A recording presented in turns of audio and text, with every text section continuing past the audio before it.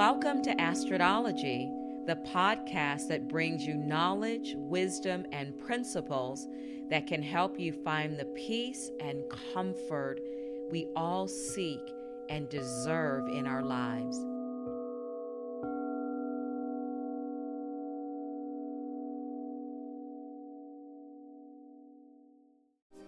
Hi, everybody. Welcome back to this episode of Astrodology with Astrid. Thank you so much for tuning in. This truly is a labor of love, and the messages that I share, you have to know that it is something that I am right in the thick of working on and being with you. I'm on the path just like everyone else. But what's so beautiful is that I have been asked throughout my career as a yoga meditation teacher, as a practitioner of healing modalities, to share my thoughts. And so this podcast gives me the opportunity to do that. In my yoga classes and practices, I am always sharing pearls of wisdom as a way to empower people and to plant seeds, honestly. So the thought comes today from Timothy Ferris. He wrote a book about, I think it was called The 4-Hour Work Week or something. I was so intrigued by this book. I was like, oh my goodness, that would be amazing. So this message is not new, but again, as most of the things I talk about, it's timeless wisdom that whenever you hear it, it's just things that affect our lives no matter when we hear it or when we incorporate them. So I start with this quote from Anne Lamott. To be engrossed by something outside of ourselves is a powerful antidote for the rational mind, the mind that so frequently has its head up its own ass. I thought that was funny. All right, so Timothy Ferris. This next thought comes from Timothy Ferris. There are some concepts that he talks about that help us. Okay, so the first thing he opens with, interest and energy are cyclical. And let me back up for a moment. This is an excerpt from Timothy Ferris. Okay, an excerpt. Interest and energy are cyclical.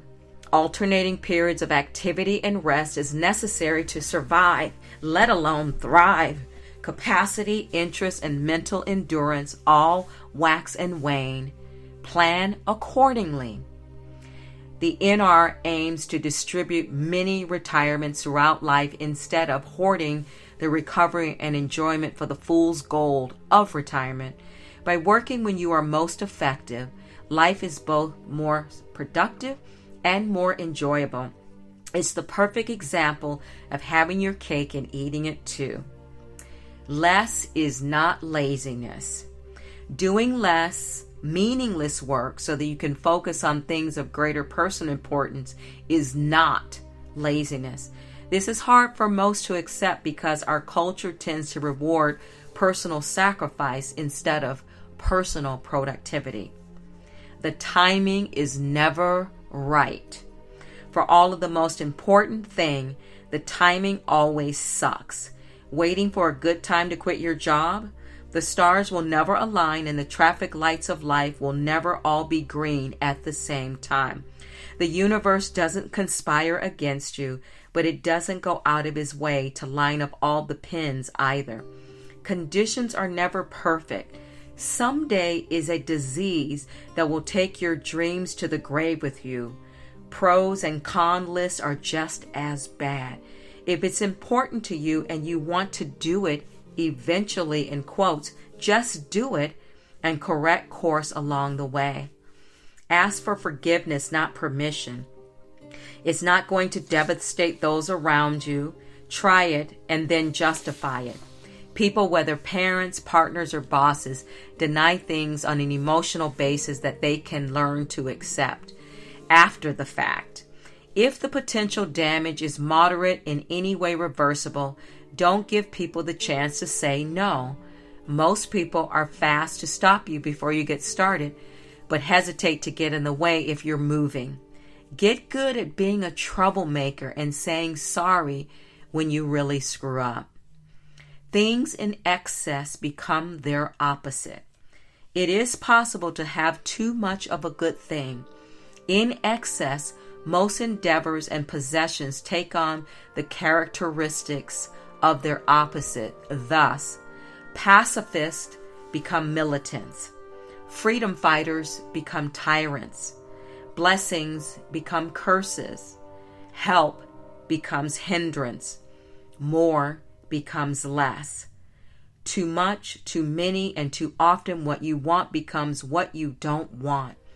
This is true of possessions and even time. Lifestyle design is thus not interested in creating an excess of idle time, which is poisonous, but the positive use of free time, defined simply as doing what you want as opposed to what you feel obligated to do. Money alone is not the solution. There is much to be said for the power of money as currency. I'm a fan myself. By adding more of it just isn't the answer as often as we'd like to think. In part, it's laziness.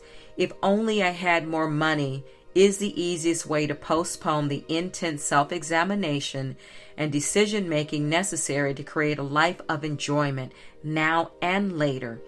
By using money as a scapegoat and work as our all-consuming routine, we're able to conveniently disallow ourselves the time to do otherwise. Busy yourself with the routine of the money wheel, pretend it's the fix-all, and you artfully create a constant distraction that prevents you from seeing just how pointless it is. Deep down, you know it's all an illusion. But with everyone participating in the same game of make-believe, it's easy to forget.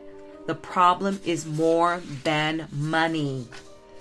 Distress is bad. Eustress is good. Indeed, the new rich don't aim to eliminate all stress. Not in the least. There are two separate types of stress, each as different as euphoria and its seldom mentioned opposite, dysphoria. Distress refers to harmful stimuli that makes you weaker, less confident, and less able. Destructive criticism, abusive bosses, and smashing your face on a curb are examples of this. These are things we want to avoid. Eustress, on the other hand, is a word most of you have probably never heard of. EU, a Greek prefix for healthy, is used in the same sense in the word euphoria. Role models who push us to exceed our limits, physical training that removes our spare tires, and risks that expand our sphere of comfortable action are all examples of eustress. Stress that is healthy and the stimulus for growth. People who avoid all criticism fail. It's destructive criticism we need to avoid. It's destructive criticism we need to avoid, not criticism in all forms.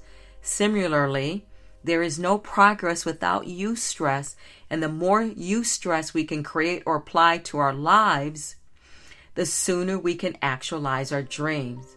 The trick is telling the two apart. Excitement is the more practical synonym for happiness, and it is precisely what you should strive to chase. It is the cure-all. When people suggest you follow your passion or your bliss, I propose that they are in fact referring to the same singular concept, excitement. This brings us full circle. The question you should be asking isn't, what do I want or what are my goals, but what would excite me? Absolutely. Excitement, and you can feel it. What I love about what he speaks about excitement is that you know in your bones, in your gut, you get chills. We know. So when we're excited about something, we really dive into it. And this goes without saying with anything in life for people.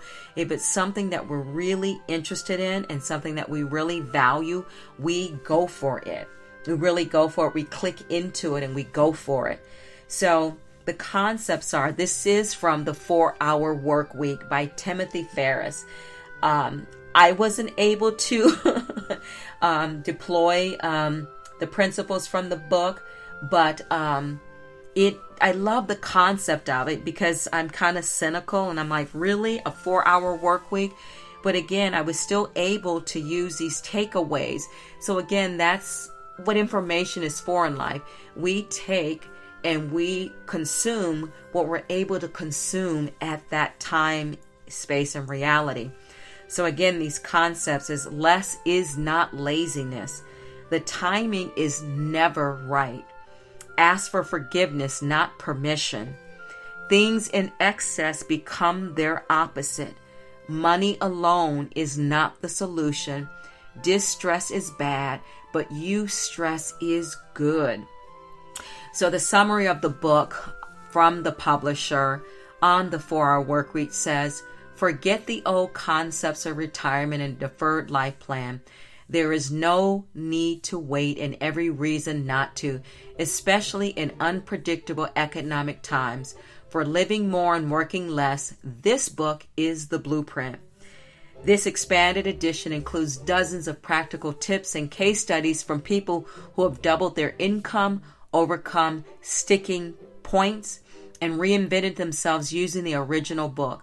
Also included are templates for eliminating email and negotiating with bosses and clients, how to apply lifestyle principles in unpredictable economic times. So we are always shifting and we are always being pulled externally.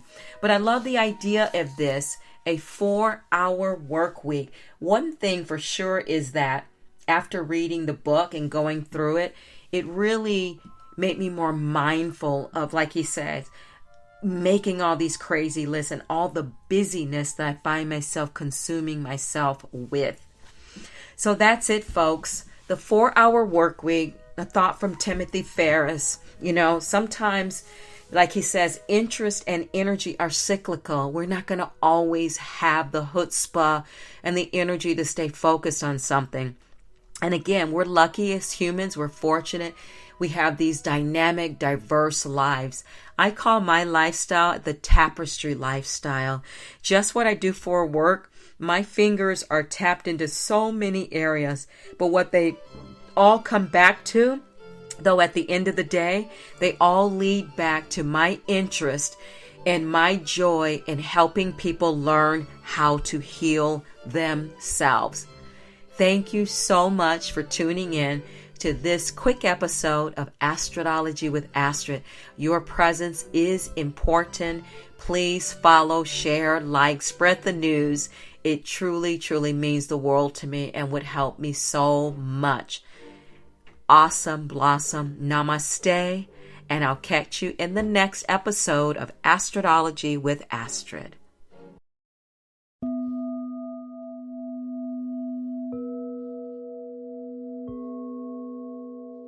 Thank you for listening to Astrodology. If you enjoyed this episode and would like to help support the podcast, please hit the subscribe button and tell your friends about it by sharing this program on social media.